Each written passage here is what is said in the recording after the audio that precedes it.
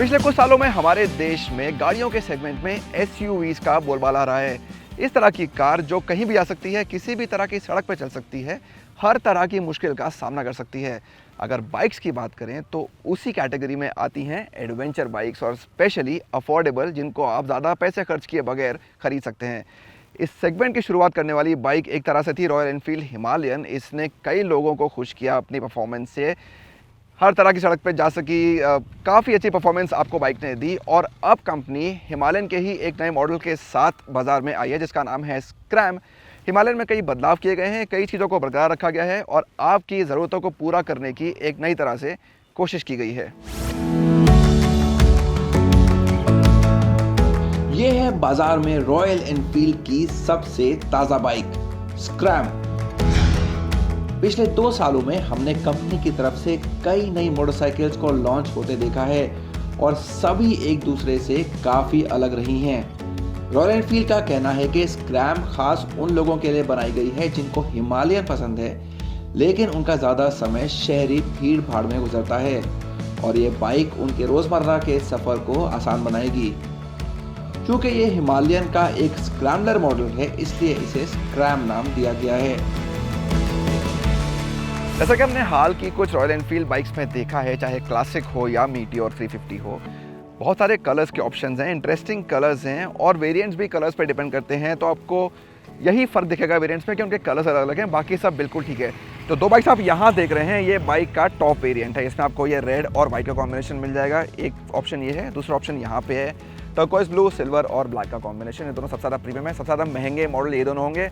इसके अलावा आपके पास चुनने के लिए 5 कलर्स ऑल हैं, 3 जो हैं वो बेस वेरिएंट में हैं और 2 और मिड वेरिएंट में हैं। अगर हम कंपेयर करें हिमालयन से स्क्रैम को तो काफ़ी कुछ आपको उस हिमालयन की याद दिलाएगा और बहुत कुछ इस बाइक में नया भी है। तो बताता हूँ फ़र्क क्या है, वो ज़्यादा अहम है। तो सीट की बात करते हैं। हिमालयन में है स्प्लिट सीट, तो प्लेन के लिए अलग से एक सीट होती है, यहाँ पर आपको एक सिंगल सीट दी गई है।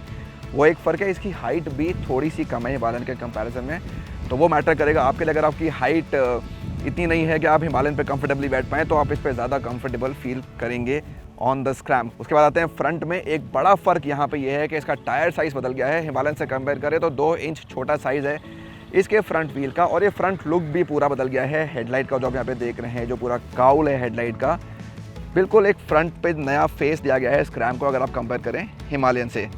अगर आप इसका इंस्ट्रूमेंट पैनल देखें तो एक कॉम्बिनेशन है एनालॉग और डिजिटल का। एक बड़ा डायल है, एक छोटा डायल है। ये आप पहले भी क्लासिक या मीटियोर में दिख चुके हैं। हालांकि जो ट्रिपर नेविगेशन पॉड है जो आपको रास्ते बताता है गूगल मैप्स के ज़रिए, ये स्टैंडर्ड नहीं है, ये आपको अलग से बाइक पे ख़रीदना पड़ेगा। लेकिन यहाँ आते हैं बड़े डायल पे। जैसे मैंने बोला कि बीच में एक डिजिटल स्क्रीन आपको बहुत सारी इन्फॉर्मेशन देती है, आप बटन दबाते रहिए। तो ओडोमीटर है, ट्रिप मीटर्स हैं, आप कौन से गियर में हैं, कितना फ्यूल है, सब डिजिटल है। और ऑफकोर्स जो आपका स्पीडोमीटर है, किलोमीटर्स पर आवर और माइल्स पर आवर, वो जो है वो एनालॉग है। तो एक अच्छा कॉम्बिनेशन है एनालॉग और डिजिटल का। तो ये है जो आपको लुक दिखेगा जब आप राइडर सीट पे यहाँ पे बैठे होंगे स्क्रैम पे, तो आपको ये लुक दिखेगा अपनी बाइक पर। ये साफ दिखता है कि स्क्रैम के जरिए हिमालयन के भारीपन को कम करने की कोशिश की गई है। हालांकि 15 लीटर की पेट्रोल टंकी उतनी बड़ी ही है, लेकिन हिमालयन में लगे पैनियर्स यहाँ नहीं दिए गए हैं। साथ ही बाइक से विंडशील्ड और मेन स्टैंड को भी हटा दिया गया है। पिछला हिस्सा काफी आकर्षक लगता है और ये स्क्रैम को स्क्रैम्बलर्स की दुनिया में अलग पहचान देता है। कुल मिलाकर ये बाइक दिखने में शानदार है और इसका आकार एकदम सटीक लगता है। कई तरह की एक्सेसरीज के साथ आप इसके लुक को और निखार सकते हैं।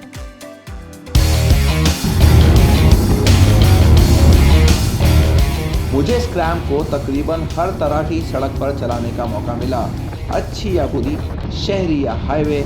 इससे बाइक के हर पहलू को समझने में ज़्यादा मदद मिली।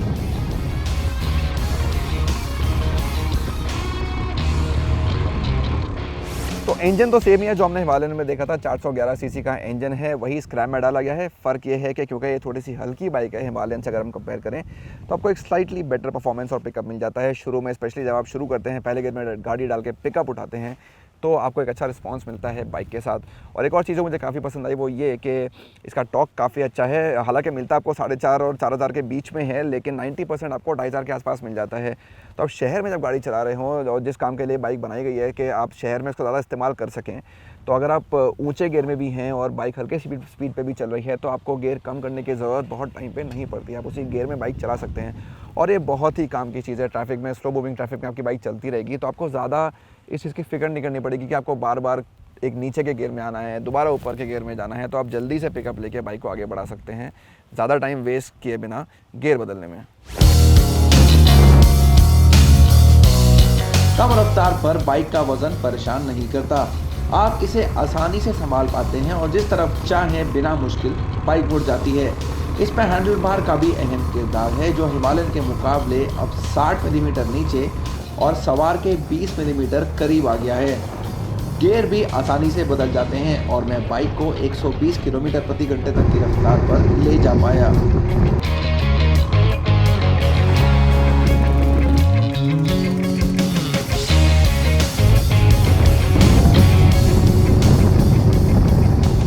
तो बात करते हैं राइड और हैंडलिंग की। किस तरह की सवारी आपको मिल जाती है रॉयल एनफील्ड स्क्रैम पे, और इस बाइक को चलाने में वाकई में काफ़ी मज़ा आता है। इसकी हैंडलिंग बहुत शानदार है।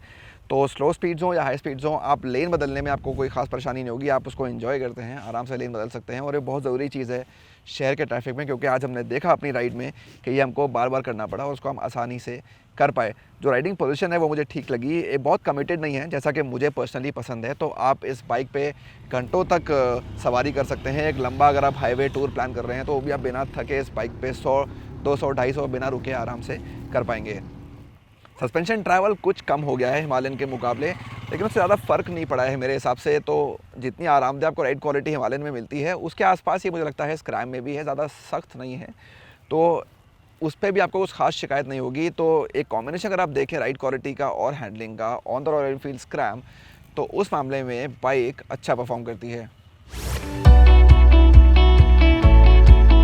कंपनी का कहना है कि बाइक पर पिछले सवार के आराम का भी ध्यान रखा गया है। सीट काफी मुलायम है लेकिन इसकी ऊंचाई शायद कुछ लोगों को पसंद ना आए। हाँ, ग्रैब हैंडल इस तरह से दिया गया है कि पिछले सवार को बाइक से चढ़ने और उतरने में आसानी हो।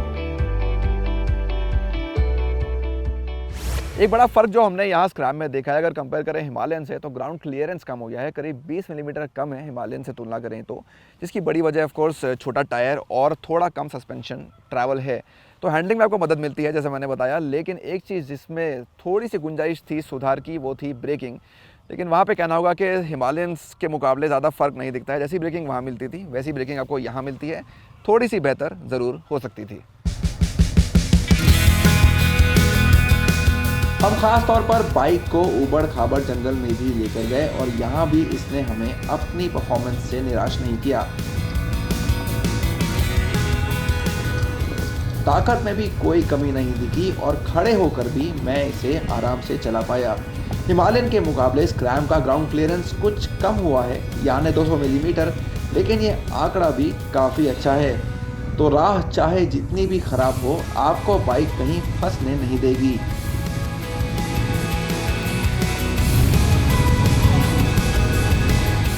पिछले कुछ सालों में हमें रॉयल एनफील्ड की बाइक्स में लगातार एक इम्प्रूवमेंट दिख रहा है और ऐसा ही कुछ रॉयल एनफील्ड स्क्रैम के बारे में भी कहा जा सकता है। ये बाइक आपको कई तरह से इम्प्रेस करती है।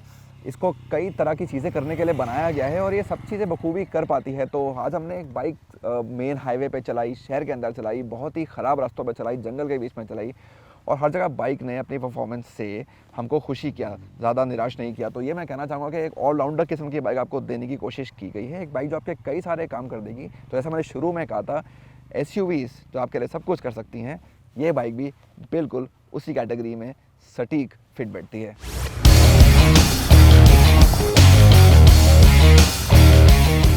अगर आप एडवेंचर बाइक्स की दुनिया में पहला कदम रखना चाहते हैं तो स्क्रैम इस काम के लिए बिल्कुल सटीक बैठती है। ये आपको डराएगी नहीं बल्कि भरोसा देगी। जितना ज़्यादा समय आप इसके साथ बिताएंगे उतना ही स्क्रैम आपको पसंद आएगी। मुकाबले में खड़ी है हाल ही में लॉन्च हुई SD स्क्रैम्बलर। इसकी शुरुआती कीमत है 2,04,000 रुपये, जबकि हिमालयन की कीमतें 2,14,000 रुपये से शुरू होती हैं।